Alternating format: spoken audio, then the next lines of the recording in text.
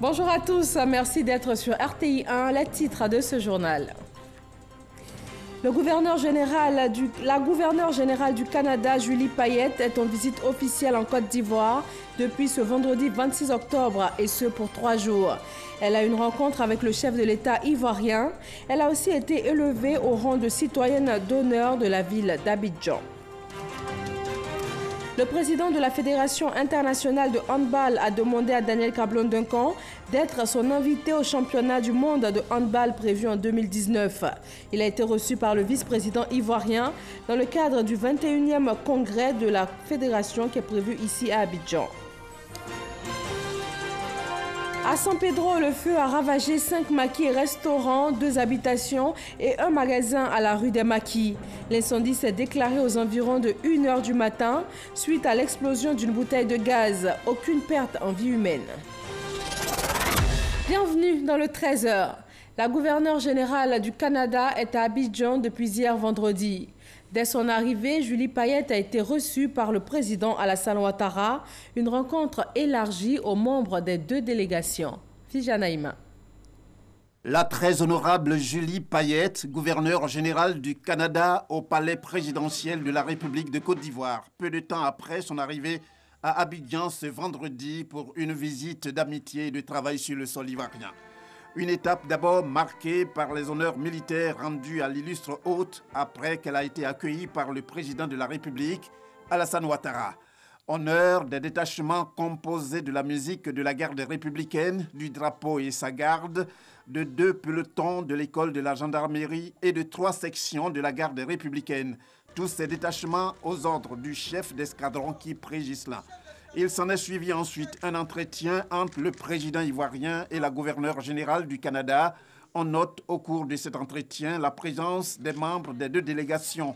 À retenir aussi que la gouverneure générale du Canada entame une visite de 72 heures en terre ivoirienne à compter de cette journée du 26 octobre 2018. Visite dans le cadre d'une tournée africaine. C'est en provenance du Burkina Faso que Julie Payette a regagné la Côte d'Ivoire. Merci Jérôme Kofi Abolin. Les clés de la ville d'Abidjan ont été symboliquement remises à la gouverneure générale canadienne. Julie Payette a aussi été faite citoyenne d'honneur du district autonome d'Abidjan. Sidonie Davila. Elle est désormais une Abidjanaise privilégiée. Julie Payette, la gouverneure générale du Canada, est en visite d'amitié et de travail en Côte d'Ivoire. Pour attester de son statut d'Abidjanaise privilégiée, elle est élevée au rang de citoyenne d'honneur par le gouverneur du district autonome d'Abidjan, Begré Mambé. Pagne, sandales, bracelets, chasse-mouches, Julie Payette reçoit les attributs dignes de ce nouveau statut et la clé de la ville d'Abidjan.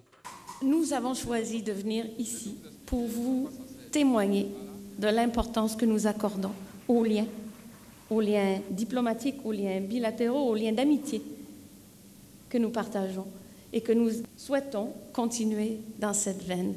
Et en nous faisant citoyens du district autonome d'Abidjan, vous nous démontrez que vous pensez comme nous. Pour marquer son intégration dans la culture et briller, peuple originaire d'Abidjan, elle porte désormais le nom de Sigé, qui signifie femme battante, celle qui n'a pas peur de souffrir pour les autres.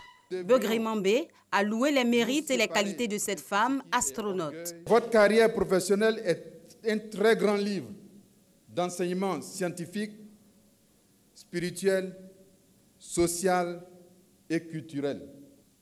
Quand on observe bien la géométrie qui décrit votre formation, c'est une droite qui va du bas vers le haut et qui quitte en haut pour venir vers le bas. Vous êtes une fierté pour nous tous. 29e gouverneur général et la 4e femme à ce poste dans son pays, le Canada, Julie Payette est à sa première visite en Côte d'Ivoire pour un séjour de 3 jours. Coopération entre la Côte d'Ivoire et cette fois la Chine, le président Alassane Ouattara a reçu le ministre des Affaires étrangères de la Chine en marge des affaires africaines, Fijanaïma. Après la récente visite d'État du président de la République, Alassane Ouattara, en Chine, du 28 août au 5 septembre dernier, marquée par la conclusion de plusieurs accords de coopération bilatérale ainsi que des accords commerciaux, place à présent à leur mise en œuvre effective. C'est tout le sens de cette visite du ministre assistant des Affaires étrangères chinois, chargé des Affaires africaines, Chen Jiadong, qui a indiqué être présent dans le cadre du suivi des accords conclus. Lors du voyage du président Ouattara en Chine, des accords de coopération ont été signés. Il y a des accords sur l'initiative La Ceinture et la Route, les capacités de production industrielle, les routes et d'autres infrastructures. Tous ces accords feront d'intenses efforts de concrétisation dans le futur. La Chine et la Côte d'Ivoire sont tous membres du Conseil de sécurité. Nous voulons renforcer la coopération avec nos collègues ivoiriens sur les opérations de maintien de la paix, le développement durable et dans les autres aspects des travaux des Nations Unies. Sur beaucoup de sujets, nous avons un large consensus. Donc nous allons poursuivre la coopération avec la Côte d'Ivoire. Coopération bilatérale, accords commerciaux, sans oublier le volet politique. Le ministre chinois a clairement manifesté toute la disponibilité du gouvernement chinois à développer sa coopération avec la Côte d'Ivoire. La Fédération internationale de handball va tenir à Abidjan son 21e congrès. Le président de la fédération a été reçu par le vice-président ivoirien. Hassan Moustapha a demandé à Daniel Cablon-Duncan d'être son invité au championnat du monde de handball prévu en 2019. Salif Ouattara. Présent à Abidjan, dans le cadre du 40e championnat d'Afrique des clubs champions, le président de la Fédération internationale de handball, l'Égyptien Hassan Moustapha, a été reçu au palais présidentiel par le vice-président de la République de Côte d'Ivoire, Daniel Cablon-Duncan, qui avait à ses côtés le ministre des Sports, Paulin Claude.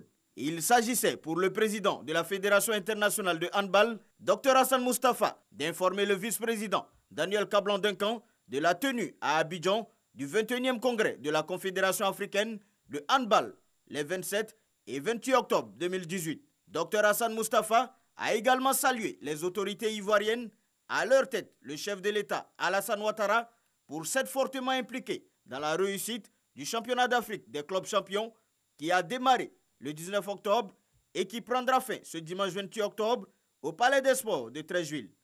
C'est un honneur et un plaisir d'être ici en Côte d'Ivoire. Ce n'est pas la première fois que je suis en visite ici. J'ai déjà été à Abidjan et aujourd'hui, j'ai eu l'honneur de visiter le vice-président. Bien auparavant, j'étais en séance de travail avec le président de la Confédération africaine de handball. Ça a été une séance de travail d'environ 2 semaines. Et ce serait pour moi l'opportunité aujourd'hui de continuer à contribuer au développement du handball. Dr Hassan Moustapha était accompagné de plusieurs figures importantes du handball africain et du ministre d'État, ministre capverdien des Sports, les bouchers frères de Andrade, Fernando Elicho. Dr Hassan Moustapha est président de la Fédération internationale de handball depuis 2000. Il est l'une des légendes du handball égyptien. Le Premier ministre ivoirien est à Rabat, au Maroc, pour la 11e World Policy Conference. À ce rendez-vous de haute réflexion sur les enjeux régionaux et internationaux du moment, Amadou Gon Coulibaly a insisté sur la nécessité aujourd'hui des États africains à la solidarité et à plus de responsabilité. Alexis Ouedraogo. D'ici 2050, une personne sur 4 sera africaine. Mieux, la population des jeunes de moins de 15 ans sera d'environ 850 millions, soit la main-d'œuvre la plus importante au monde. Ce vendredi, le sujet était au cœur de la 11e édition de la World Policy Conference, ouverte à Rabat. C'est un défi extrêmement important, ça peut être une opportunité pour nous si nous arrivons à créer les emplois qui sont nécessaires pour ces jeunes. Portant au monde la vision du président Alassane Ouattara, le chef du gouvernement a dit la nécessité aujourd'hui pour les États africains de mettre en place des politiques capables de relever nos défis, de les relever en toute responsabilité. Dans un monde aujourd'hui totalement globalisé, c'est évident que toutes les politiques que nous pouvons mener dans nos pays sont influencées par l'environnement mondial. Nos pays ne sont pas des pays qui sont insensibles à l'évolution d'un taux d'intérêt aux États-Unis. nos pays ne sont pas insensibles à l'évolution du dollar. Nous sommes des pays exportateurs de matières premières qui sont libellés sur les marchés en dollars, etc. Je pense qu'il est extrêmement important que pour ces conférences et que pour la réflexion sur la gouvernance mondiale, y compris le rôle que nous pouvons jouer aux Nations Unies, je pense que la voix de l'Afrique est nécessaire et peut apporter des solutions dans l'ensemble des questions de gouvernance mondiale. Dans cet agenda très chargé, plusieurs interviews et audiences avec des investisseurs toujours plus intéressés par la destination Côte d'Ivoire, mais aussi avec des partenaires traditionnels, à l'exemple de Jean-Claude Meyer, vice-président de Rothschild.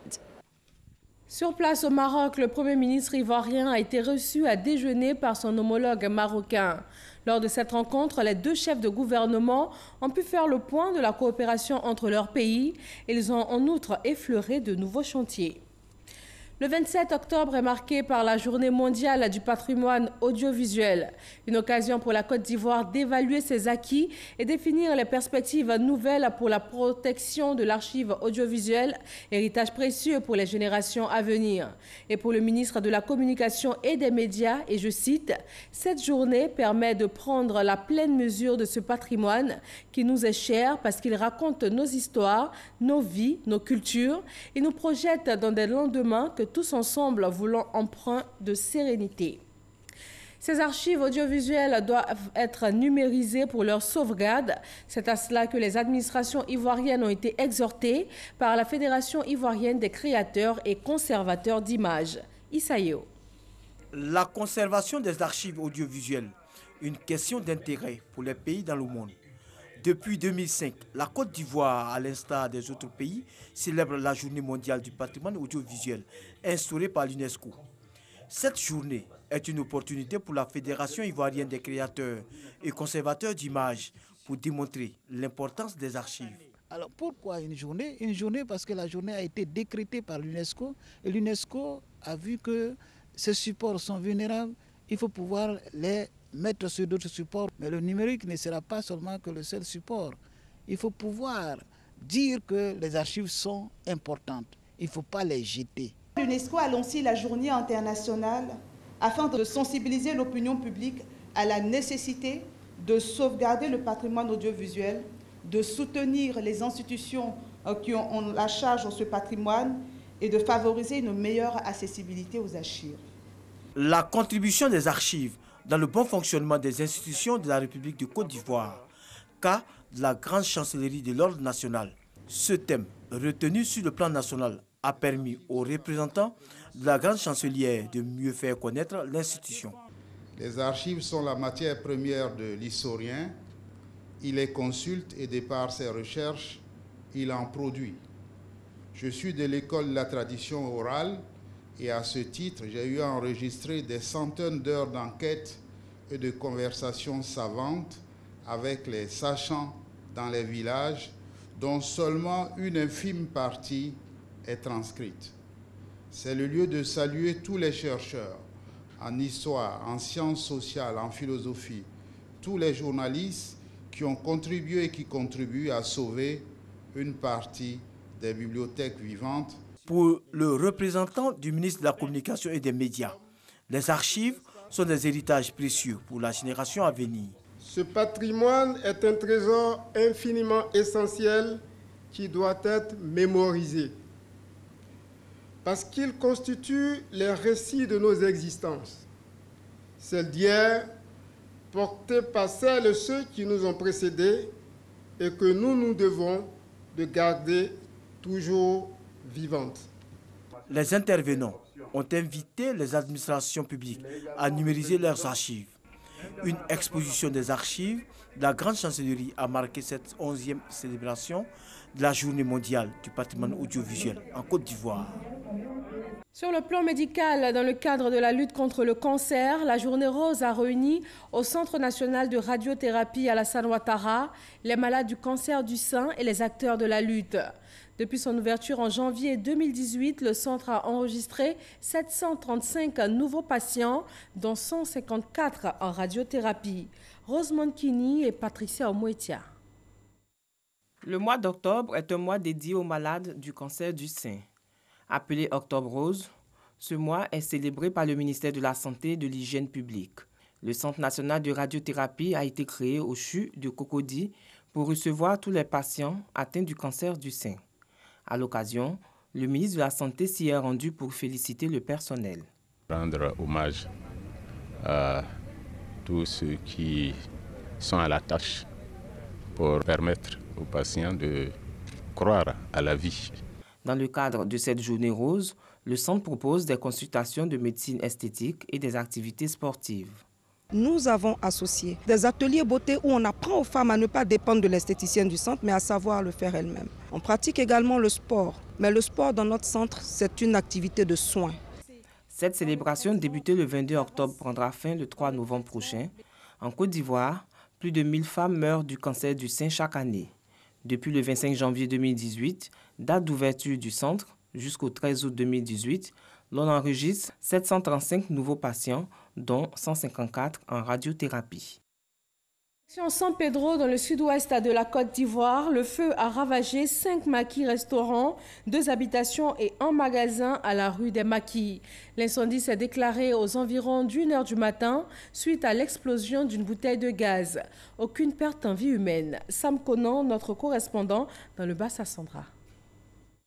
Cette dame est inconsolable. Elle a tout perdu dans cet incendie qui a ravagé son restaurant. Tout comme elle, plusieurs propriétaires des maquis, restaurants, habitations et magasins situés à la rue des Maquis au quartier Lac Pavé ont vu leurs biens partis en fumée. C'est aux environs de 4 heures que je fus informé que les différents maquis du pavé sont en train de brûler, y compris mon maquis. Et aujourd'hui, là, c'est une peine pour moi et c'est un découragement pour moi en tant que jeune étudiant. En vendant le GABA, c'est là que j'ai pu construire ce maquis-là. Selon des témoins, tout est parti de ce maquis. Une bouteille de gaz serait à la base de l'incendie. Aux environs de 1 heure par là, mon compteur a sauté. Donc je suis sorti, voici moi mon compteur qui est là. Ma niche est ici. Si vous venez automatiquement, j'ai allumé ma niche pour voir qu'elle se passe. En même temps, j'ai vu automatiquement, j'ai vu de la fumée. La fumée sortait fort. Donc j'ai mis mes oreilles vers le maquis, il y a du bruit dans le maquis. Automatiquement, j'ai appelé les voisins qui étaient dans le maquis. Il y a des corps habillés même qui passaient. Je les ai arrêtés. On a commencé à appeler les numéros de la cabane. Ça, il y a les numéros aussi. On a appelé tous les numéros. Tous les numéros, ils ne décrochent pas. La gérante comme les protège, personne ne décrochait. On a commencé à appeler aussi les pompiers aux environs de 1 heure, beaucoup par là. Eux aussi, ils ne décrochaient pas. On a insisté quand 2 heures du matin. Pendant ce temps, en même temps, la flamme a commencé. Ça a commencé à sortir fort. En même temps, ça attaquait aussi la maison de derrière. Parce que la maison de derrière, il y avait du bois. Donc ça attaquait aussi la maison de derrière. Tous les gens qui dormaient ont commencé à sortir aussi, avec les bagages. Donc nous aussi, on protégeait aussi, notre cour.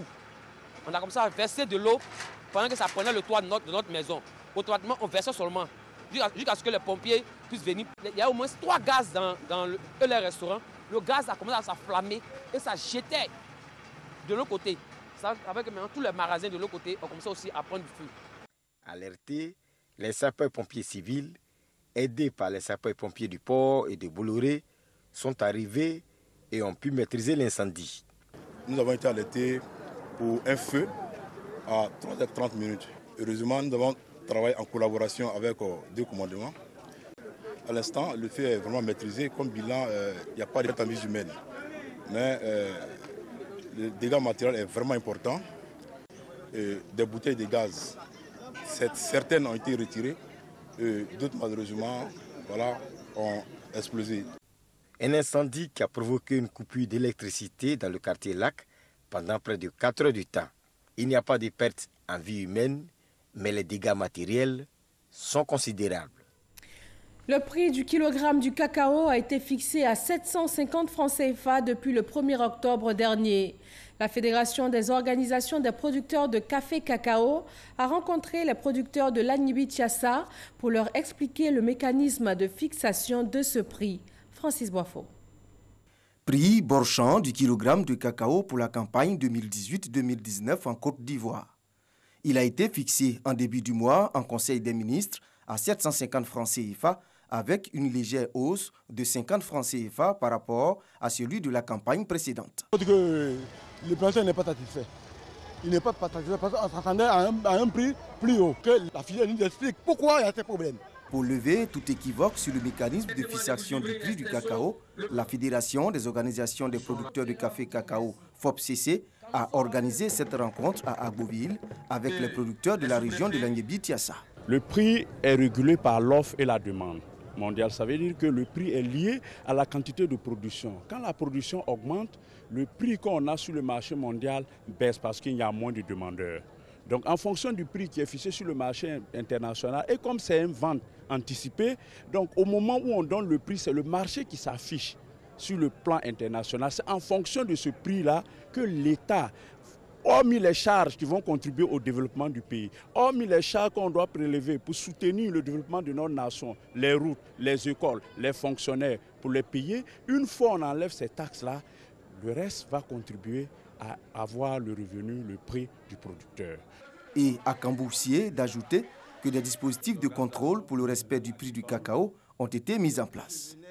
Cette mission d'information va s'étendre aux autres régions de la Côte d'Ivoire. Ce système qui est mis en place là, on le comprend maintenant par le passage de nos autorités qui expliquent comment le cacao se paye, comment ça va et pourquoi on a des problèmes et comment ça ne va pas. Le prix Borchamp du cacao, 750 francs CFA, permettra aux producteurs de recevoir, selon le Conseil du café et cacao, un revenu additionnel de 100 milliards de francs CFA. Le Salon international de l'artisanat de Ouagadougou a officiellement ouvert ses portes hier vendredi. La Côte d'Ivoire, co-organisatrice de cette vitrine de l'artisanat africain, a sur place une centaine d'exposants. Et pour cette 15e édition, les défis de l'artisanat, les exigences du marché et le développement technologique sont mis en exergue. Suivant le reportage de nos confrères de la radiodiffusion-télévision burkinabé. Depuis 2006, Yvette Kwame n'a pas raté une seule édition du Salon international de l'artisanat de Ouagadougou. Artisane de métier, cette Ivoirienne expose à ce CIAO son savoir-faire. Dans son stand d'exposition, plusieurs articles, des chapeaux, des sacs, des bijoux et autres. Toutes les fois qu'elle participe au salon, jamais elle ne s'est sentie loin de chez elle. On a nos soeurs ici, vraiment la fraternité aussi, l'accueil. Comme Yvette Kwame, ils sont une centaine d'artisans ivoiriens à prendre part à cette 15e édition du CIAO. Cette année, nous avons en plus des acteurs du ministère, une centaine d'artisans présents. Donc près de 100 stands sont occupés par la Côte d'Ivoire, dont un stand officiel durant donc, le CIAO. La Côte d'Ivoire et le Burkina Faso entretiennent des liens d'amitié, des liens davantage renforcés par le TAC, le traité d'amitié et de coopération. Et à ce titre, la Côte d'Ivoire est de facto le pays co-organisateur du salon. Quand il y a un événement d'une portée internationale en Côte d'Ivoire, le Burkina d'office est co-organisateur. C'est la même chose pour la Côte d'Ivoire. Donc c'est ensemble que nous suivons en tout cas cette bonne évolution du CIAO. Pour le ministre ivoirien de l'artisanat, Sidiki Konaté, la Côte d'Ivoire sera toujours présente au CIAO. Même mieux, le pays partage une vision commune avec le Burkina Faso, celle de faire de l'artisanat un levier de développement durable pour les deux pays. On revient en Côte d'Ivoire pour s'intéresser au business de la friperie. Le marché des vêtements de seconde main est de plus en plus florissant. Il est encore dans l'informel, mais représenterait des milliards de francs CFA pour les caisses de l'État. Grossistes, semi-grossistes, détaillants inondent le marché ivoirien de tonnes de vêtements de seconde main. Quel est le circuit d'approvisionnement de nos commerçants? À qui profite le plus cette activité? Salima Toudia. Depuis 5 ans, Flore investit dans le commerce de vêtements de seconde main. Elle s'est lancée dans le business de la friperie après avoir fermé sa boutique de prêt-à-porter, faute de clientèle. Aujourd'hui, elle offre une grande sélection de vêtements de friperie. La première commande, c'était plus de 200 balles d'une vingtaine de millions, y compris l'achat, le transport et le dédouanement. Une balle peut nous revenir à 80 000 avec le dédouanement et le transport. Et nous, on peut vendre la balle à 130 000. Et tout, parce que vu le local, les factures à payer et tout. Robes, jupes, pantalons, chemises et accessoires sont vendus au kilo ou à la tonne. Flore assure la distribution aux grossistes et détaillants grâce à l'importation des balles de friperie qu'elle effectue en moyenne 3 fois par an. Je me suis rendue en Espagne pour visiter leurs usines, pour voir la qualité de leurs articles. Et j'ai vu que la qualité était bonne. C'est comme ça que je suis revenue et j'ai lancé la commande. Le conteneur est arrivé. Ça n'a pas été facile au niveau de la douane et je ne connaissais pas grand chose. Donc plus les jours avançaient, on me demandait avait tel papier à faire que j'ignorais. C'est ici au port autonome d'Abidjan que ces balles sont dédouanées. Ce commerce encore informel est soumis aux droits et taxes d'importation de marchandises. Les autorités douanières et les commerçants se sont rencontrés. Ils ont arrêté un barème de 500 francs le kilo net. En 2015, nous avons enregistré 12 835 tonnes pour une valeur fiscale de 3 600 millions. En 2016, nous avons enregistré 9 325 tonnes pour une valeur fiscale de 2 600 millions. Et en 2017 jusqu'à aujourd'hui, nous avons enregistré 6 650 tonnes pour 1 733 millions de francs CFA. D'autres postes de contrôle aux frontières terrestres se chargent également du dédouanement des balles. Car certains commerçants s'approvisionnent au Ghana, au Nigeria ou au Togo, des pays réputés dans le commerce de la fripe. C'est le cas de Mike, ce commerçant venu d'Abidjan. Spécialisé dans la vente de chaussures friperies, il est à Lomé depuis quelques jours pour se ravitailler. Les friperies de Lomé puis pour Abidjan, pour Lomé c'est un peu moins cher par rapport à Abidjan. Donc on préfère venir chercher à Lomé. À chaque voyage, Mike peut débourser 3 à 4 millions à Idjanaoué, le plus grand marché de la friperie en Afrique de l'Ouest. On arrive à appeler la banque et puis il paye mes petits frères aussi. Donc, et puis moi aussi, il y a un peu qui reste pour moi. Donc ça veut dire que je veux dire qu'on gagne un peu. Après achat, il confie sa marchandise à une société de transit qui se chargera de la lui livrer à Abidjan. L'étape du dédouanement se jouera alors entre la société de transit et la douane ivoirienne à la frontière. La friperie, compte tenu de son caractère social, est taxée au kilo. C'est 1 500 francs le kilogramme net. Le scannage nous permet de vérifier effectivement si dans la cargaison, il n'y a que la friperie comme initialement déclaré. Environ 1 778 millions de francs CFA de taxes ont été perçus pour le dédouanement de friperie, rien que pour le poste de Noé sur la période de janvier à juillet 2018, soit 7 mois. C'est 11,53% des recettes perçues à cette période. Pourtant, la direction de son côté dénonce le manque de culture fiscale chez certains commerçants. Ces derniers opteraient pour des voies non légales, notamment par la brousse et sous l'eau. Récemment, on a découvert 311 kg de drogue à l'intérieur de la friperie. On a verbalisé les fraudeurs. Voilà. La friperie, c'est aussi des vêtements de premier choix. Cette boutique à Adjamé est spécialisée dans la vente des vêtements de fin de série des grandes marques. Fortunette est une fidèle cliente. Voilà, moi, j'aime pas trop porter les habits prêts à porter parce qu'il y a beaucoup de contrefaçons dedans. Mais généralement, les fins de série, une fois que ça vient, il y a des vêtements qui sont en tout cas de bonne qualité, de grandes marques surtout, parce que c'est importé et original aussi, et moins cher surtout. Comptable de formation, cela fait 5 ans que Noura est vendeuse dans le magasin. J'ai eu des difficultés à trouver du travail. Et quand je suis venue ici, je n'espérais même pas rester. Mais comme moi-même j'aimais déjà la chose, je suis venue, on m'a donné l'opportunité de travailler. Et c'est comme ça que je suis restée jusqu'à aujourd'hui et je me sens bien. Une aisance dans le métier qu'on retrouve chez Mori, retoucheur de vêtements, communément appelé Toklo-Toklo. Il a pu ouvrir un magasin de friperie grâce à ses économies. Moi, si je n'ai rien gagné par jour, c'était 40 000. Excusez-moi, il ne va pas pour 500, il commence par 1000 francs. La friperie m'importe d'avoir l'argent parce que je retouche et puis le vent. Favorisant les classes moins aisées de la population, le commerce de la friperie est économiquement florissant. Selon le syndicat national des commerçants de friperie de Côte d'Ivoire, ce business rapporterait 20 milliards de francs CFA par an à l'État. Il déplore le manque d'espace alloué à la vente de friperie. Le marché de friperie que vous voyez là, c'est des lots. C'est des propriétés. C'est une propriété qui est là. Ça appartient à des individus, à des gens. Gageons que ces personnes-là viennent récupérer leur lot ou qui vient construire, ils vont où? Nous allons à Koumassi. Ces commerçants-là squattent aujourd'hui l'espace, c'est-à-dire la ruelle. Mais malgré ça, la mairie vient et elle met ces tickets. Pour l'heure, aucune réglementation n'existe dans le secteur, selon le ministère du Commerce. Créateur d'emplois, le juteux business de la friperie peserait, selon une étude de la société Rexy Textile, environ 8 millions de tonnes de vêtements de seconde main chaque année dans le monde. Et c'est tout pour ce 13h supervisé par Michel Mombo. Merci de l'avoir suivi. Très bon week-end à tous sur RTI 1.